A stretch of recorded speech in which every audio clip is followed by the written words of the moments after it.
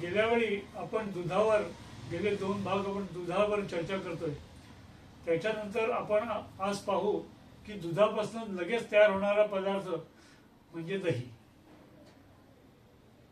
आणि दही हे अतिशय दिसायला शीतल, शांत आणि सगळ्यांना नुसतं बघूनच आनंद वाटावा असं त्याचं रूप असतं.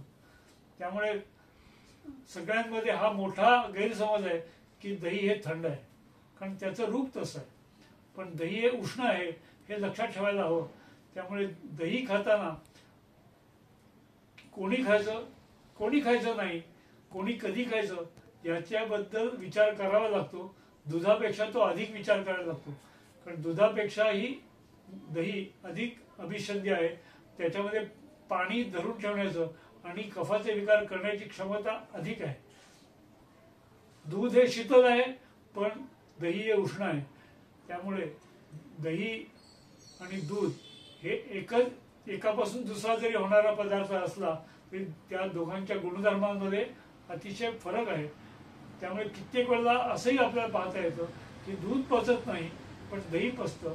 त्यामुळे योग्य प्रकारे विचार करून आरोग्यासाठी दुधाच्या ऐवजी दह्याचा वापर करता येतो, पण त्यासाठी तज्ज्ञाचा सल्ला मात्र लागतो.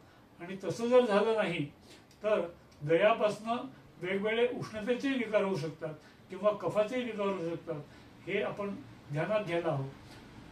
इथे एक महत्वाची गोष्ट सांगणं आवश्यक आहे, ते म्हणजे इथे जे दही आहे ते दही पूर्ण लागलेलं अशा स्वरूपाचं हे दही असायला पाहिजे. अधमोर जे दही आपण म्हणतो, जे पूर्ण लागलेलं नाहीये असं दही जे आहे ते दोषवर्धक आहे. त्यामुळे हे दही खाण्यामध्ये येऊ नये.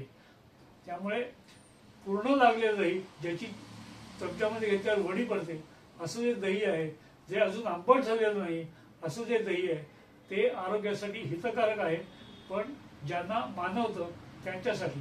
म्हणूनच हे समजून घेण्यासाठी लाईक करा, शेअर करा आणि हे चॅनल सबस्क्राईबही करा. थँक्यू.